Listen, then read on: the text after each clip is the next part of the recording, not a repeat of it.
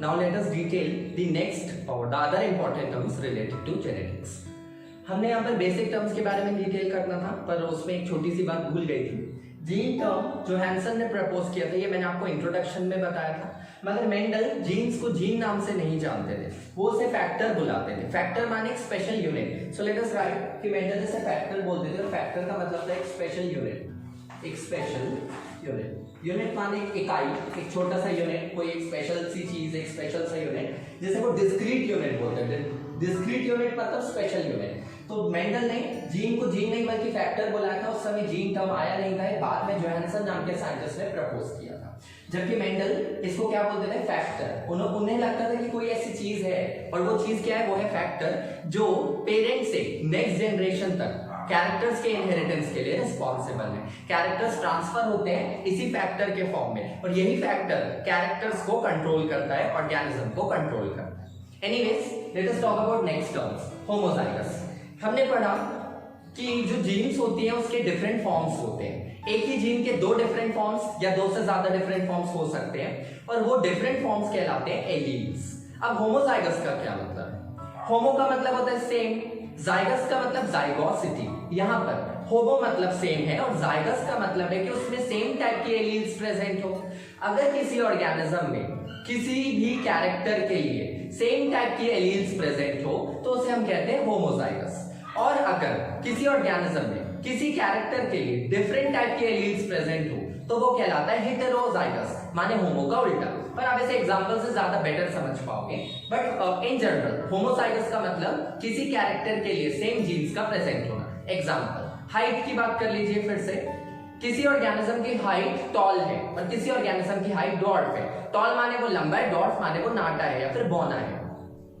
तो होमोजाइगस का मतलब वहां पर हाइट के लिए क्या होगा? हमने पढ़ा कि एलील्स यानी जो जीन्स होती हैं उसके डिफरेंट फॉर्म्स एलील्स होते हैं, और जीन्स ही किसी भी कैरेक्टर को कंट्रोल करते हैं। तो अगर यहाँ पर मैं बोलूं कि हाइट डोमिनेंट कैरेक्टर है, तो हमने हाइट को कैसे रिप्रेजेंट किया था? कैपिटल टी से।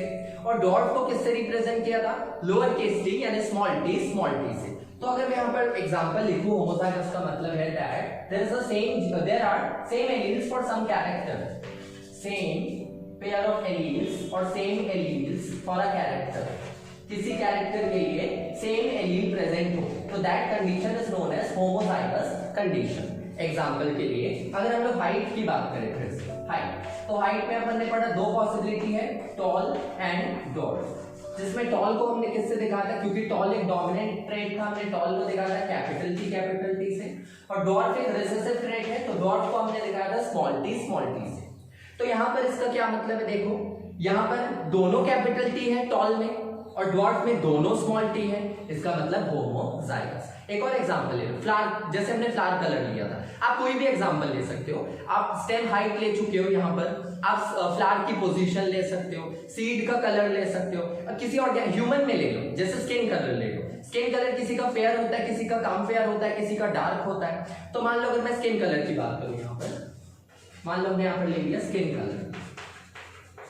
स्किन कलर में अपन को अगेन पता है दो पॉसिबिलिटीज है, मतलब पॉसिबिलिटीज तो बहुत सारी है क्योंकि ह्यूमन स्किन में बहुत सारे शेड्स होते हैं कलर के। पर हम एक एग्जांपल ले लें, फेयर एंड डार्क।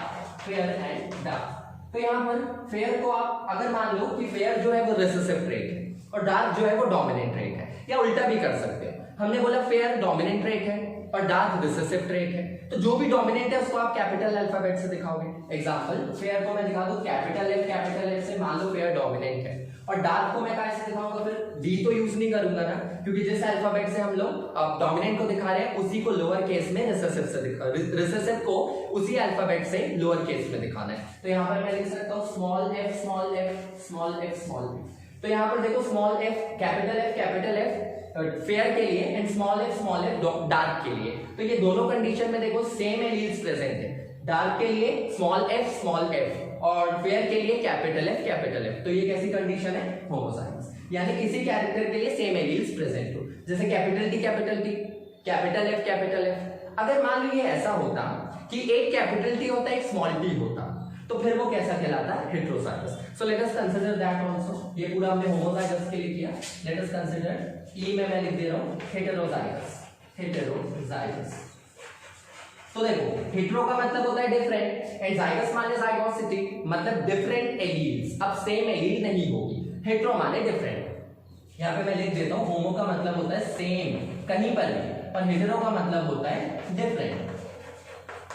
अब देखो होमोजाइगस का मतलब सेम एलील्स थी किसी कैरेक्टर के लिए, हेटेरो का क्या मतलब होगा कि डिफरेंट एलील्स होगी। एग्जांपल मैं सीधे यहाँ पर दे दे रहा हूँ। मान लो हम लोगों ने बात करी कि एक प्लांट है जो टॉल भी नहीं है डॉर्फ भी नहीं है, बस बल्कि उसकी हाइट कहीं बीच में, फॉर एन एग्जांपल। हालांकि जेनेटिक्स के टर्म्स में ये चीज गलत, मतलब इस तरह का एग्जांपल हम ले नहीं सकते, क्योंकि आपको पता चलता है कि यहाँ पर जो टॉल कैरेक्टर है वो डोमिनेंट कैरेक्टर है। ये मैं आपको बता दूं कि अगर एक भी डोमिनेंट एलील प्रेजेंट हो तो फिर डोमिनेंट कैरेक्टर ही दिखाई देगा। तो हम वो एग्जांपल ड्रॉप कर देते हैं, बल्कि हम ऐसा ले लेते हैं कि एक प्लांट है जिसके पास ऐसी एलील प्रेजेंट है, कैपिटल टी स्मॉल टी। एक प्लांट है जिसके पास एलील प्रेजेंट है स्मॉल टी, और एक प्लांट है जिसके पास एलील प्रेजेंट है कैपिटल टी। तो इनमें डिफरेंस क्या है? पहली बात तो स्मॉल टी सेम एलील्स है, कैपिटल टी सेम एलील्स है, तो ये दोनों तो सेम एलील्स हो गए, माने ये होमोजाइगस कंडीशन को दिखा रहे हैं। मगर डिफरेंस है, स्मॉल टी हमने स्मॉल माने लोअर केस से दिखाया, उसका क्या मतलब है? That this is recessive, that is right that this is recessive and this one is dominant. पर यहाँ पर क्या बोलोगे फिर आप? इसको डोमिनेंट बोलोगे या फिर रिसेसिव बोलोगे? यहाँ पर तो एक डोमिनेंट ट्रेट वाला एलील प्रेजेंट है, एक रिसेसिव ट्रेट वाला एलील प्रेजेंट है। अब आप देख लो, एक डोमिनेंट ट्रेट वाला एलील प्रेजेंट है, एक रिसेसिव ट्रेट वाला एलील प्रेजेंट है। डोमिनेंट ट्रेट वाला एलील है कैपिटल टी और रिसेसिव वाला है स्मॉल टी। तो एक कैपिटल टी एक स्मॉल टी, तो कौन सी कंडीशन को दिखाएगा? हेटेरोजाइगस। एक कैपिटल टी एक स्मॉल टी, माने एक डोमिनेंट को दिखा रहा है एक रिसेसिव को, तो कैसा कंडीशन है ये? हेटेरोजाइगस। इसके ऑपोजिट क्या था? होमोजाइगस। या तो सिर्फ स्मॉल टी या तो सिर्फ कैपिटल टी। तो इस केस में एक कैपिटल टी एक स्मॉल टी माने दो अलग अलग एलील्स हैं, तो ये कैसा कंडीशन है? हेटेरोजाइगस।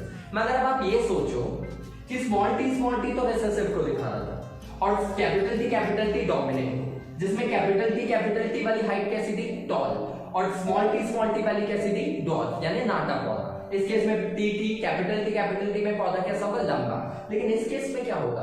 एक कैपिटल है एक स्मॉल है, माने दो अलग अलग एलील्स प्रेजेंट है, तो इसका मतलब है कि यहाँ पर पौधा होगा तो टॉल, लेकिन उसके पास जो एलील्स हैं वो सेम नहीं है, इसलिए कंडीशन कैसी होगी? हेटेरोजाइगस। अब बताइए ये टॉल क्यों होगा?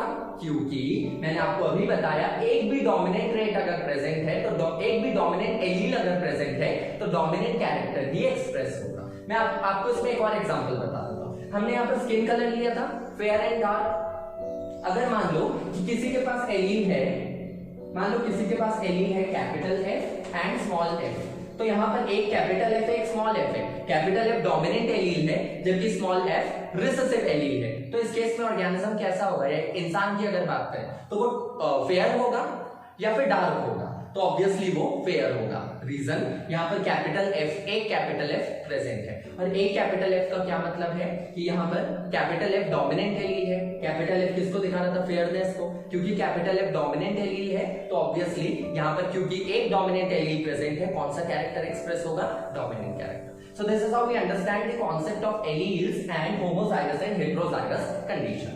तो यहाँ पर आप इसको बता सकते हो कि क्योंकि यहाँ पर एक भी कैपिटल एलील प्रेजेंट, माने एक भी अगर डोमिनेंट एलील प्रेजेंट है तो कौन सा कैरेक्टर दिखेगा आपको? डोमिनेंट वाला।